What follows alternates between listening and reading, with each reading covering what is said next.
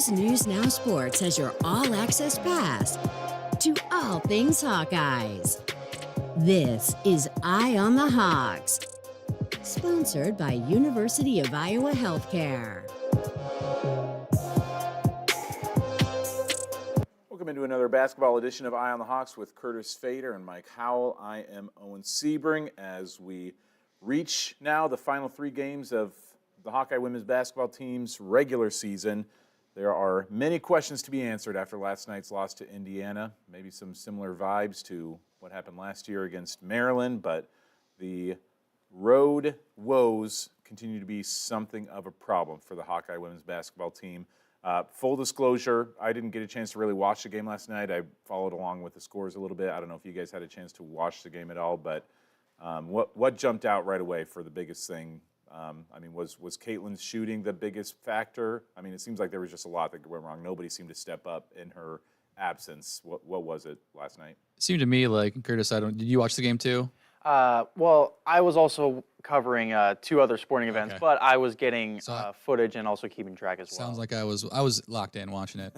Indiana was just their defense. I mean, night and day. If you watched the game last month at home in Carver, I think it was the same day as the Chiefs-Dolphins game. We had a double screen going. Like, they looked like completely different teams. Their defense, they were so physical. The crowd had something to do with it. They were just raucous the entire night. It was, a sight to see for Indiana fans, I'm sure. And they were just a lot better shooting than they were in the first matchup. What did they shoot? Indiana from beyond the 3-point line, 42.9%, which is really good. Scalia, how do you say her last name? Because it looks like Scalia, but they don't. It's Scalia. I thought it was Scalia, so I don't know. They say it differently. Really? Anyway, she was have amazing. no input on pronunciations. She was just all over the court. Iowa tried to do their best, trying to deny her the ball, but yeah, she had 25 points and led the game in scoring. Which I was gonna do this later in the game, or later in the podcast. But let's do a little trivia real quick. There's only one other game where Caitlin was not the only leading scorer throughout the entire game. Hold on, let me rephrase this. An opponent scored as many points as her. This is the first time she's not either been the leading scorer or co-leading scorer in a game this season. Can you name which opponent it happened against? Excluding the Hannah Stolke game, of course. Yeah. An opposing player scored as many points as her. This is the only time that an opposing player scored more points than her. Scalia had 25. Caitlin had 24. It wasn't Aoka Lee? No. I butchered the way to set up that question, but you know what I'm saying, right? I think I know what you're saying. Did Audie Crooks put up a good stat line in the Cyhawk? She put a good stat line, but Caitlin had more points than her. Yeah. Was it a Big Ten game? No. Oh, really? Jeez. No. This is a non-conference game early in the season. Oh, wait. Was it Amore? No. Oh, I don't know. Lexi Fleming from Bowling Green had 24 points, and Caitlin had 24. So that's the only game this year that Turning the Mac, baby. that she didn't outscore the leading scorer on the opponent's team. Really? Other than last night. Yeah. Interesting. Wow. That was. I mean, it seems like everybody had great things to say about Indiana. From just what I saw on Twitter, I mean. You'll be shocked to hear that Hawkeye fans are complaining about the officiating. I don't know if that was legitimately a cause for issue or not. I thought they were letting them play physical. Yeah. I feel like every basketball game I watch, college basketball, I feel like the officiating is not consistent, and I don't think it was all in Indiana's favor. The crowd in Indiana was getting on the refs for some calls in the first half and in the third quarter. There was a weird time when people were mad because this girl from Indiana she landed on the ball and she kind of pushed her foot in a way that it almost looked like they were saying she kicked Caitlin in the side, but it was like she was just kind of rolling away on this ball and her foot happened to end up on her side, but it looked far from egregious to me. And then Indiana was also screaming foul play when it looked like a Caitlin Clark push-off, and then did see that. It was called on Indiana. That was a weak foul call in my opinion. Just let them play. I get so annoyed at games when the refs I think the reason why everyone's complaining is because they saw how the national championship game went down. They don't want that to happen again. They want, the players to decide who wins the national title. I will say that as much as I talk about things going wrong, Kate Martin had another nice game. She had 19 points, but 0 for 6 on three-pointers. Gosh, Iowa just could not hit a three-pointer last night. They were 5 for 28 as a team, so under, under 25%. Caitlin was 3 for 16 on three-pointers, which is just awful for her. I mean, under 20%. Yeah. Not quite her worst three-point shooting night of the season. She was 2 for 16 against Kansas State.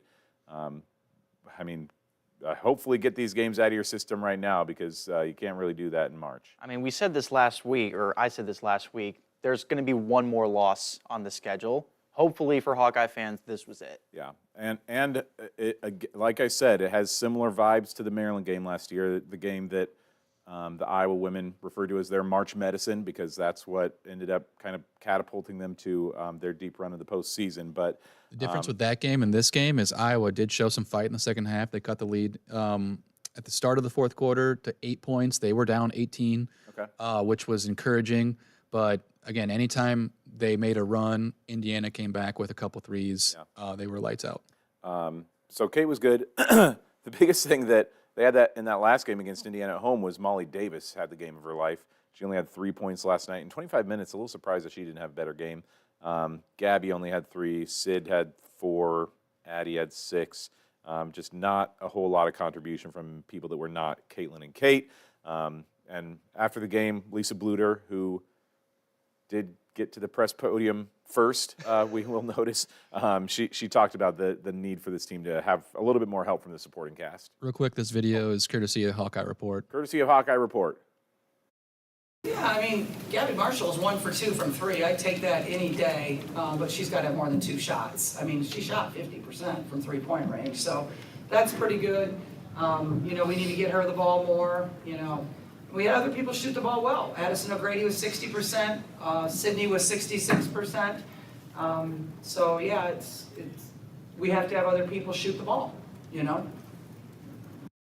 And that was the issue in that Kansas State game as well, is that Caitlin wasn't making her shots and just nobody was stepping up in her absence. It seems like they still were just deferring, trying to get it back to Caitlin, hoping, well, it's the fourth quarter now. Maybe now she's going to get the hot hand, and that time just never came that she could truly get them back to a one possession game. Part of me wonders, since Caitlin has been so great, that others feel timid to step up when they think that a Clark shot would be a more high percentage shot than themselves shooting it. Yeah, I watching the game flow last night. They did try and get the ball down low to Hannah a lot. That seemed like a game plan to get Mackenzie Holmes in foul trouble, but Mackenzie would not let Hannah do much down there. They tried to be aggressive down there, and Indiana kind of came back with them. So I think she was aggressive, but I think she got blocked like 2 or 3 times by Mackenzie Holmes. Indiana had a ton of blocks. Let me check real quick. 9 blocks. How many? 9 blocks. 9. And Hannah was only 4 of 9 on field goals. That's not a great night from her. You got to have her above 50%. One thing that continues to be a major concern for me on this Iowa roster is Gabby Marshall. And people were talking about this again last night. And I defer sometimes to Mike just because he's watched enough basketball that I think maybe he, among the 3 of us, possibly knows the most about the game of basketball, like in terms of the ins and outs and X's and O's. The line all along with Gabby has been like, well, she's not shooting her best this season, but she's a great defender. Is she a great defender? I was hearing some people last night talking on Twitter about like she's been super mid as a defender this season, and it's not like she's even contributing that much on defense. Do you see her being an elite defender that is actually contributing a lot to this team? I think she is a good defender. Last night, she had a tough. This Indiana team's tough to guard. Yeah. All the guards. Garzon is a tall guard. Scalia is one heck of a player. Last night, I just think they shot the ball well, Indiana. Yeah. I think it was less of what you can do. I think as a team, when they're moving the ball and they can find open shots, it's hard to pin the blame on one person like it is Gabby. But like Lisa said, she's got to take more shots. I think there was times where she could have taken more shots, but she deferred either to Caitlin or try to get the ball down low or try to get the ball to Kate. Yeah. And I don't know what that's about. And that's been all season. I feel like she just has not there have been times where I'm like, Gabby, this is an open shot for you. Like, I don't know why she just. I feel like it's only wide open. Like if she's wide open, she'll Yeah. take it. But if somebody's coming, she might do a pump fake to try to step to the side, and then all of a sudden the closeout's there, and she has to pass off when she could have just pulled the trigger. She's just become so hesitant. Some other terms I was seeing last night was just like that she's a black hole on offense, and that she's It's a little harsh. Is it untrue? I mean, gosh, she's just a complete non-factor for this team on offense. There's just the only times, I guess I should look at her actual numbers to see if this is true, but the only times I remember her being a legitimate factor in a game or making a huge contribution have been blowout wins where the outcome was already determined. And her, like the UNI game, she had an incredible game against UNI, but Iowa still won that game by like 40. So, what good does that do you? Her other double-digit game, she had 12 against Florida Gulf Coast. She had 12 in the 30-plus point win against Rutgers, 12 in the 25-point win against Purdue. She did have 12 against Indiana the first time, I will say that, even though that too was Another blowout, yeah. 17-point win. She had 12 against Northwestern, which was a 36-point win. Those are her only games in double digits this year, so none that were close games at all. There's a discussion, I think, to be had about, like, should Gabby be benched? Like, put Taylor McCabe in there. Taylor McCabe is the same type of player in terms of somebody who can crank out some three-pointers, and she's got confidence to it. Like, Taylor's at least, like, taking three-pointers when she gets in the game. I don't know what kind of defender she is, if she is that much, like, worse than Gabby, that this team would see a noticeable difference in the defense if Taylor played in there instead of Gabby. I think they would. I don't know how, because she only plays like 6 to 8 minutes a game, you know? And when they had her in last night, she was mainly on the girl who they were sagging off of defensively. I forget her name, but she came off the bench, the Indiana girl. Okay. But if you played her Gabby played 34 minutes last night. Mm-hmm. That's the second most out of anyone. She played more minutes than Kate Martin with 3 fouls. And she only took 2 shots. That's a problem. Yep. And so she's got to be out there for a reason. And I think she does play good defense. I mean, Indiana is a good team despite them losing at Illinois. So I guess the question is this just a bump in the road, like a March Madison, like you said, against Maryland? Mm-hmm. Or, I've seen some talk about there being a blueprint now. Be physical with Caitlin, box of 1, face guard, and the rest of the team is just not going to step it up to the level they need to. If I were to create a blueprint to beat Iowa, it would be that, being physical with Caitlin, because you have no idea how the whistles are going to go. If the whistles are going to be super hot, then draw charges, get Caitlin Clark in foul trouble that way, because she does like to get separation, and sometimes you can feed into that. If they're letting it go, try to rough her up a little bit more, try to frustrate her by fouling her and her not getting the calls. And then also, making sure that you have a superior post presence, because Iowa's bread and butter whenever Caitlin Clark doesn't have the ball is toss it in and then let the Jan Jensen Academy of Post Products do its thing. Mm-hmm. And if Hannah Stolke can't be effective, then obviously there's Kate Martin who can make a couple shots, but, who else is going to step up? And that hasn't been consistent. And when you're in March, feeding into those inconsistencies on any given game is what can beat Iowa. That is becoming more and more evident that there isn't really somebody that, other than Kate, that has been able to step up in most of these games. One thing I have been impressed with this year with Caitlin is she has not seemed to be in foul trouble as much as I remembered her last year. She had 4 against Iowa State. She had 4 against Indiana last time. I think that some of that is just her IQ, and I know last night she got a foul. How many did she have last night? Last night she had 2. She had 2. Okay, so after the second foul, I believe this happened. There was a play where I think they dumped it into Mackenzie Holmes or Garzon, and Caitlin could have swatted at the ball to try and contest it, but she just gave up the layup because it's like 2 points is not worth a third foul in my eyes, and probably in her eyes and Lisa Bluter's eyes. Yep. There's plays like that where she doesn't play as competitively on the defensive end to swat a ball or whatever, just because I think the refs would have called it. Yeah. Well, now with 3 Big Ten losses, their title chances for a regular season Big Ten title pretty much go out the window. We're going to take a look now at the Big Ten standings as we have. Well, Iowa at least has 3 games remaining. I'm not totally sure about the rest of the team. Indiana has 2. Ohio State has 3 games left. Okay. So they're looking up at both Ohio State and Indiana right now, which is tough to think that, like, boy, this team has gone from maybe a 1 seed in the Big Ten tournament to right now they're looking at the 3 seed, which for all intents and purposes, the difference between a 2 and a 3 seed is not that great. Regardless, Iowa and Indiana would have to probably play each other in the semifinal round of the Big Ten tournament, but you still would at least like to be up in that 2 spot if you get a chance for the sake of the quarterfinal round of the tournament. So what do we have here? Ohio State still with just 1 Big Ten loss.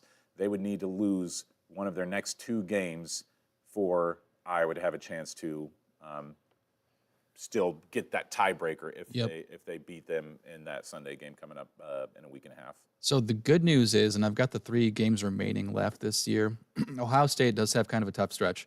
Maryland's won 4 in a row, and they play Michigan, who Michigan beat them earlier in the season. They have their only Big Ten loss. Both of those games are at home, though, so that's advantage Ohio State. Yep. Now, if they just get one more loss, Iowa could cause a 3-way tie in the standings, and then Maryland could mess things up too that day. I think later in the day they play Indiana on the final day. So I think if you're a Hawkeye fan, you're a big Maryland fan right now. And hope they went out because I don't believe Maryland can jump you unless you lose out, and they could really help you when it comes to the standings. Yeah. And if you're watching on the YouTube page, this is a good time to do it. We have some nice graphics that Mike always does a fabulous job of putting these together.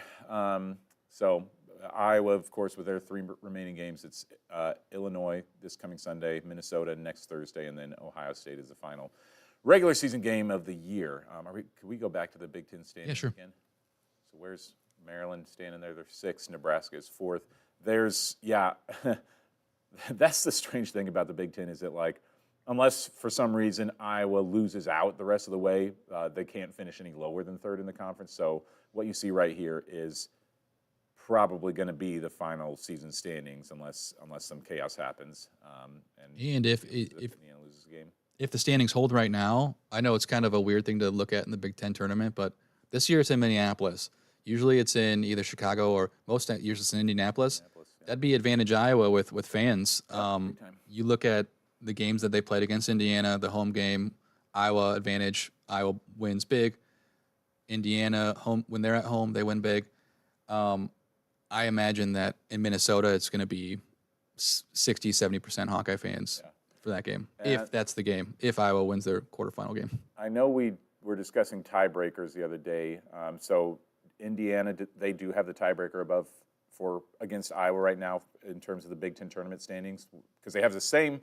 I mean, if they right both now they win just out, have a. What's that? Right now they have one. They've played one more game, so they have one more win. I just didn't know, like, if both teams win out, they would each have 3 conference losses. So I didn't know if who would have the tiebreaker. Since they split their 2 meetings. Yeah. Yeah, I'd have to look. I believe it'd go to it'd go to their record against Ohio State.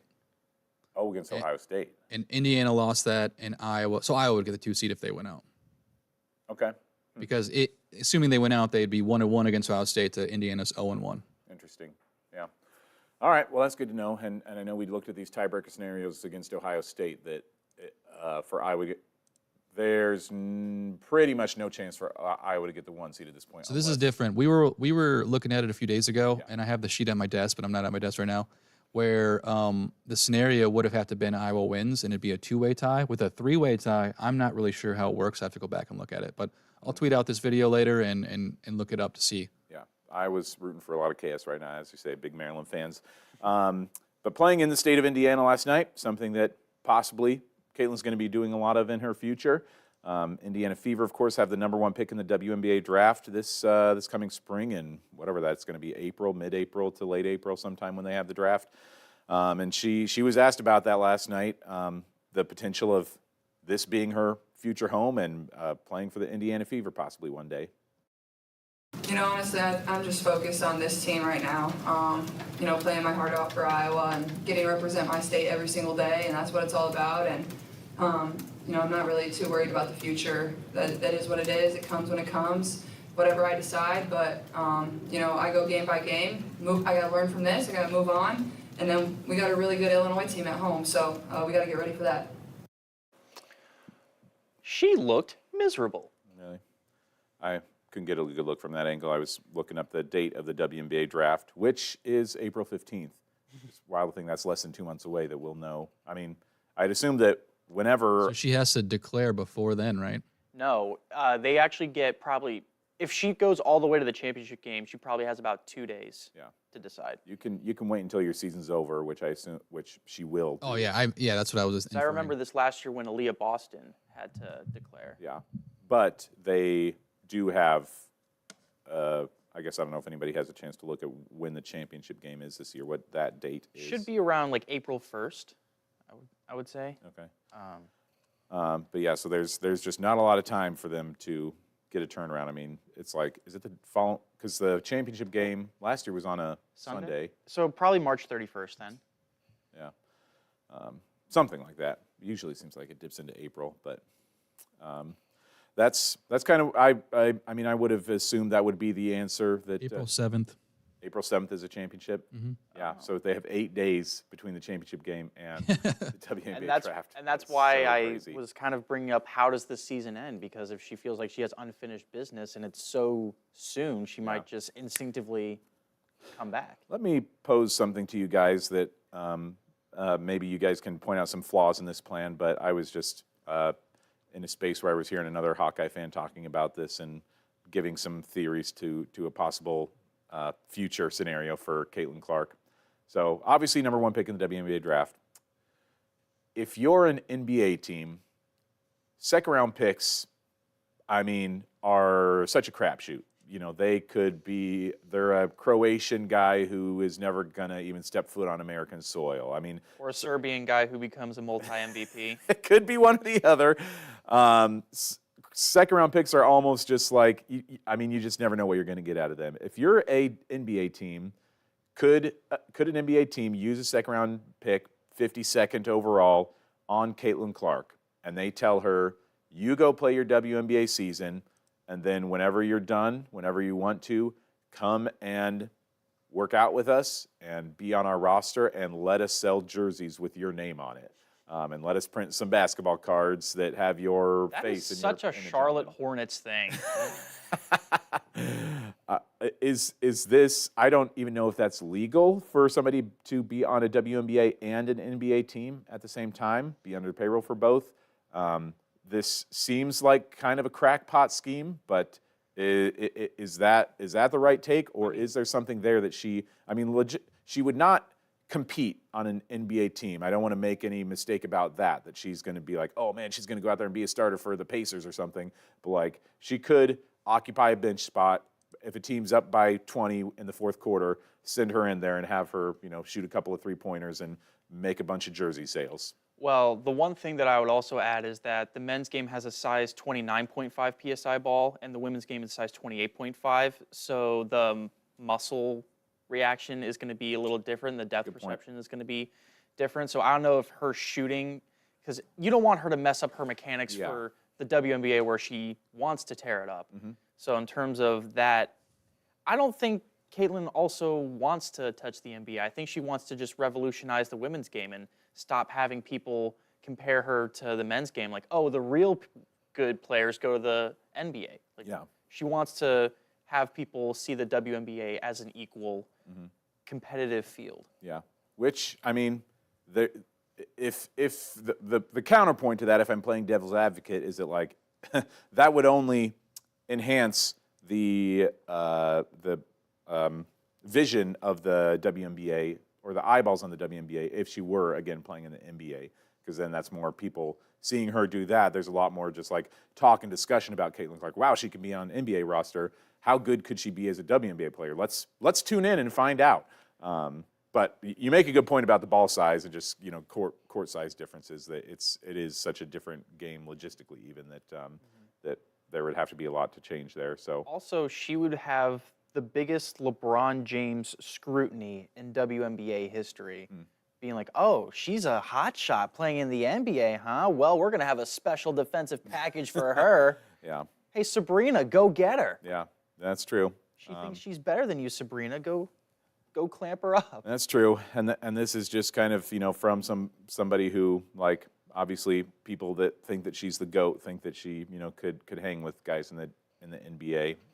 But for a marketing standpoint, it makes some sense. But logistically, as a player, I don't know. I like the All-Star Weekend plans where they're Sure. like, oh yeah, Kaylen Sabrina versus Stephen Clay or Stephen Dame. Yeah. I like that. That's pretty good. Well, if you're the Hawkeyes, your chance for a 1 seed, I mean, it's there's no margin for error anymore. You basically have to win out if you want to get that 1 seed in the NCAA tournament. And I think winning out does get the job done.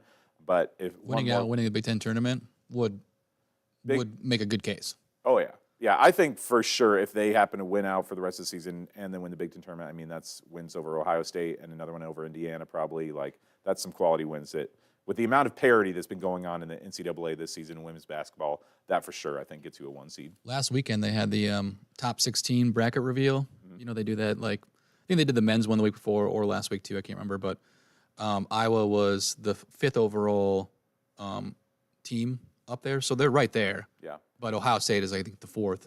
So it's like, you know. The Hawkeyes do need to watch themselves, though, because, I mean, right now you're in a solid position for a 2 seed. If you lose 2 more games, are you still a 2 seed?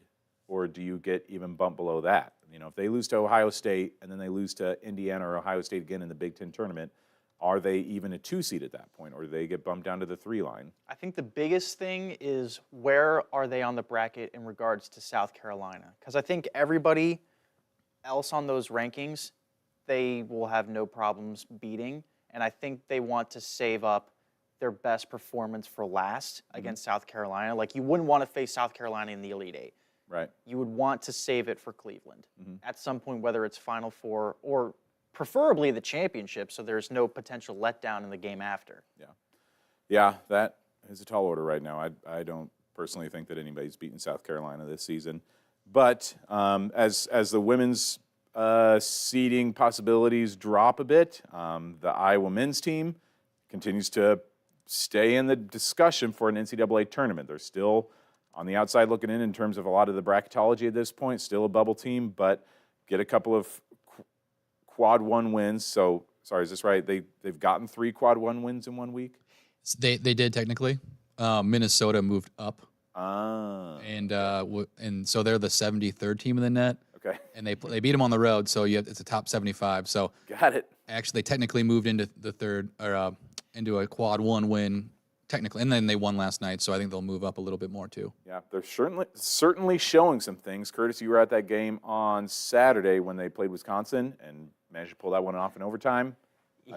I mean, that was exactly what the NCAA committee would have wanted to see out of that team. I mean, from an entertainment standpoint, March Madness looks like the Hawkeyes. They're just so unpredictable, which is entertaining, but also it's just hard to gauge what they're going to be like game in, game out. I mean, some games Ben Krikke disappears, some games he steps up.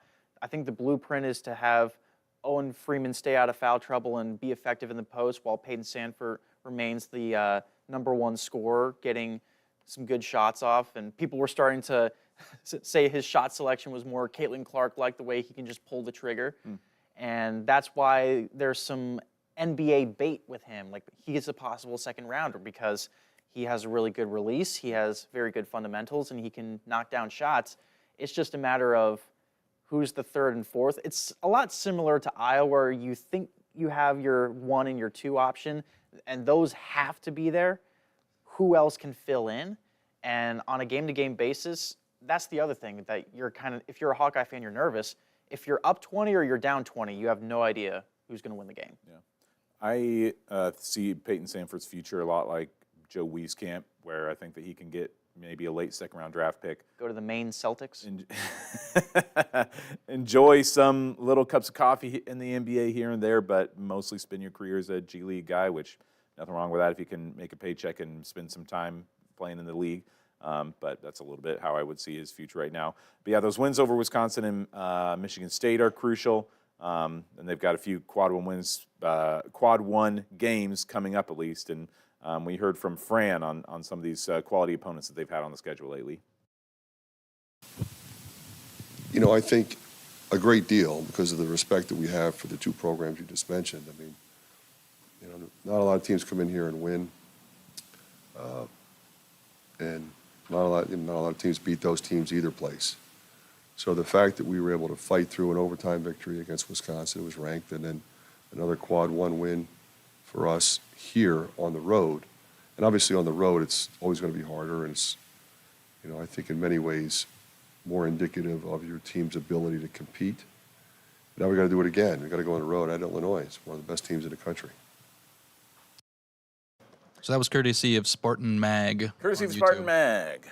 And yeah, this team, it's you look back at the schedule and they've grown a lot, and you can credit the recent week on them growing throughout the year and finding themselves. They're a really young team, but I think they're on the bubble of being on the bubble. They've got 3 quad one opportunities left this season, and I feel like you have to have at least a winning record to even be in the consideration of being in the bubble come tournament time, and then win a couple games in Minneapolis. So that's a tall order. Like you said, this is the first time they've won back-to-back, I think, since earlier. January 12th and 15th. Yeah, in a month. They've been trading wins and losses. So is this a turn in the corner, or is this just catching a couple opponents on the right night?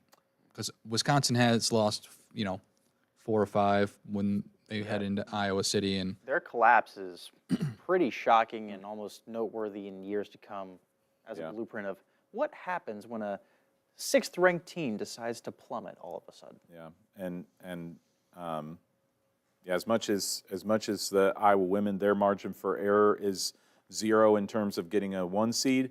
It's a little bit the same for Iowa in terms of just games down the stretch if they want to get in the tournament. I do think that as long as they win 2 of their remaining games on the regular season schedule, they enter the Big Ten tournament still with a chance, still with hope. If they only win 1 of their next 3, I think all hope is out the window. But 2, if those 2 wins are if they beat Northwestern on the road and beat Illinois, those are 2 pretty high-quality wins. You're going into the Big Ten tournament with 18 wins on the season. let me throw this at you, though. They'd be 18 and 13. Does that sound like a tournament team to you? Well, that's why I say that going into the Big Ten tournament, then if they pick up a couple of wins there, then they're 20 and 14 potentially going to the tournament. That is still a point where you're at least optimistic that maybe this team still can get into the NCAAs. yeah. But then you have the red-hot group of 5s that get upset in the tournament, so they don't get an automatic bid, and then you have a lot of other bubble teams that have similar cases, so it's really going to be a crapshoot. Yeah, they're needing at least 4 wins somewhere if they want to get into the NCAA tournament, whether those come in the regular season or the Big Ten tournament. Doesn't matter a whole lot. I think that you just need to stack up those wins one way or another. A big reason why they've been able to pull this off, Ben Krikke has come back, and we've seen some really bright spots with him this year. He's had 25-point games 3, 4 or so times this season. Had 18 points the other night against Michigan State. 14 rebounds, too. Yep. Not much going on against Wisconsin. Only have 4 points in that game, but really turned it on against Michigan State. And Fran McCaffrey talked about what has contributed to this resurgence we've seen in the transfer from Valpo. I told him you can't play 33 minutes and get 1 rebound. That's what he did against Maryland. I said, you're better than that. We need more from you. He said, Coach, I got you. It's pretty simple. Character guy, through and through. There you go. And I love that, though, don't you? Just you can't do that, man. You got to play better. Yeah, we didn't bring you here from Valpo to get us 1 rebound in 30 minutes. You were brought here to help this team get to the NCAA tournament, not to get us 1 rebound. This is such an obscure reference, but do you guys remember Everybody Loves Raymond when the dad was mocking Robert, and he's like, "You called me the useless giraffe," and he goes, "You were 6'10". Couldn't you get a couple rebounds?" I would be shocked if anyone in the world got that reference. I'm sorry. By the way, aren't we all kind of pleasantly surprised that reference came from me? And not my mom, who's maybe the world's biggest Everybody Loves Raymond fan. Yes. Ray Romano, I think, would have trouble remembering. I'm just giving you crap. It is surprising how few rebounds Ben Krikke gets on a nightly basis. I mean, he had 1 against Maryland, but he had 2 against Minnesota, 2 against Ohio State, 2 against Purdue. I mean, the guy doesn't get double-digit rebounds. He's only had double-digit rebounds 3 times this entire season. And again, you were hoping for a little bit more Philip Rebracha type of numbers out of him, and those numbers sometimes are there, but not quite as consistently as what we got out of Rebracha. You know, the one thing too this week, in both on the men's and women's side, is there's a lot to talk about a players-only meeting. I don't know if you listened to I think on Saturday before the game. They mentioned Iowa had a players-only meeting, including Connor McCaffrey, though. But then Indiana had one as well after they lost to Illinois. So, like, I think maybe the women just need a players-only meeting. And Never hurts. That's important, I guess. I remember the Iowa football team had a players-only meeting after I think it was after the Penn State game. Okay, yeah. I remember that. And I think Kirk kind of joked about it because he's like, They should have more. well, that, but he's also like, usually that happens with bad teams. He's like, we're 7-2 or something. You know, like what we haven't gotten to that point yet, have we? Well, offense. Yeah. Offense would is generate lot a of meetings. players-only meeting. But they're still in the hunt, and that's what you want to be doing when you get to late February. If nothing else, you want to be playing meaningful basketball games, and that's what they're doing. Is Ben Krikke the only guy who, for sure, is going to be gone next season? Tony Perkins might be. There was an interview, I think Tyler Tatchman did the story. He said he's still undecided. I think they asked him this after the Michigan State game. He said he's going to play the seasons out. He has opportunity for COVID year. Right. So he's like, I'm going to take some time, think about it, and then decide if I'm going to come back or move on. Move on to, Well, the article Life. said I guess. he could play in Europe, probably. Yeah, for sure. He A could lot play of Americans professional somewhere. can. But that's just what they were talking about. Yeah, he's a senior. Does anybody know who Jovan Cater is? He is a senior for the Iowa Hawkeye men's basketball team. We'll find out on senior night then. Isn't McCaffrey gone? Say what? Isn't Patrick gone? Yes, that is true. Yes, Patty McCaffrey is a redshirt senior, so he will have exhausted his eligibility after this season. Well, actually, that's not quite true because he has his COVID year, but his true freshman year was 2019-20, and he only played in 2 games that season. Okay. So I think that Patrick could come back next season. I just saw some, and this is just on Twitter. Some people are like, "Well, who's the lineup?" And I didn't see his name, so I just figured he was done. But Yeah. again, in the COVID era, there's always someone who can come back. There's only a few years left of this craziness, guys. We're almost there. Evan Bronze, Transfer from Belmont. he actually has 2 years of eligibility that he can still play. As a Kinda senior? gets put in the lineup for fouls. It's true. He is listed as a senior, but his first year, I'm sorry, he could play one more year. His first year was 2020-21, so he's basically in Caitlin's same scenario where his freshman year was a COVID year, so he could play one more, sorry. So, again, a guy that could stick around. Yeah, he's certainly not turned into what we'd hoped out of Evan Bronze, but having a guy around, he's gotten a little bit more quality minutes lately and could maybe see more of him down the road if he were to come back next season. There's just a lot of what ifs, especially going into next year. Like, what if Owen Freeman takes a big leap? What if Brock Harding steps up even more and becomes a bigger playmaker at the guard position? There's just a lot of what ifs right now. You're getting to look at if you're watching on the YouTube channel, you're getting to look at the Iowa men's team's remaining regular season schedule. Got at number 12, Illinois. What's today? 23rd? So that's Tomorrow. Tomorrow. Then Penn State and Northwestern the following week. Penn State is number 97 in the net, 13 and 14 overall. No matter what, they have to win that game. You can't lose to Penn State, I don't think, and still get into the tournament. That's Not at home. Yeah, exactly. And they've already lost to Penn State this year. They were in control of that game too, and it's disappointing that they lost. Yeah. Just for the record, Iowa has 2 incoming freshmen coming in next year, I believe. Cooper Cook and Chris Tejo. Was I don't know how to say that. Anyway, they're both forwards, so at least 2 people, scholarly players, will probably have to leave. What's Carter Kingsbury's scenario? He's just listed as a redshirt sophomore. I feel like that guy's been on the roster forever. There's a lot of speculation, especially the way that the season has panned out for DeSante Bowen, that he might enter the portal. Yeah.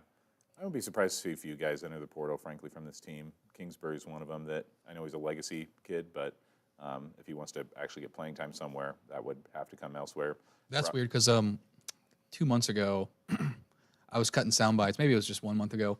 Fran McCaffrey mentioned that he would feel comfortable putting Kingsbury in the lineup, and I was like, oh, maybe we're gonna get this, And then he hasn't played a single minute since then. Yeah, we saw him against who'd they play in Des Moines? Cleveland State. Florida A&M. Oh, Florida. Yeah. Yeah, we saw him in that game, and I don't know if I've seen his feet touch the court since then. I'm sure he has in a blowout win or loss, but not anything significant. So these regular season games certainly do take on some significance. They are ones to keep an eye on because this is still a team that has NCAA tournament possibilities. It's going to come down to the very end of the season in terms of the Big Ten tournament, what this team does, and where their postseason fate will lie, both for the men's and the women's team. And whatever does happen, we're going to keep you updated here on Eye on the Hawks. We'll be joining you every week as we discuss the men's team's fates, the women's team's fates. We've got a big special that we're going to be working on for the women's game to preview the Ohio State game in a week and a half on March Sunday. 3rd. Yep. And so we'll see what we've got cooking for that. I know we've got some one-on-one conversations with some Hawkeyes that are going to be special. So keep your eyes open for that, both on our over-the-air and on our YouTube channel as well. You can follow Eye on the Hawks on X, on YouTube, and on Instagram as we proceed through the season. Anything significant for football? We're going to be approaching the spring game before too long, and basketball season, we've still got a lot to be said and done before all is wrapped up here. So for Curtis Fader and Mike Howell, I'm Owen Sebring. We'll see you again next week.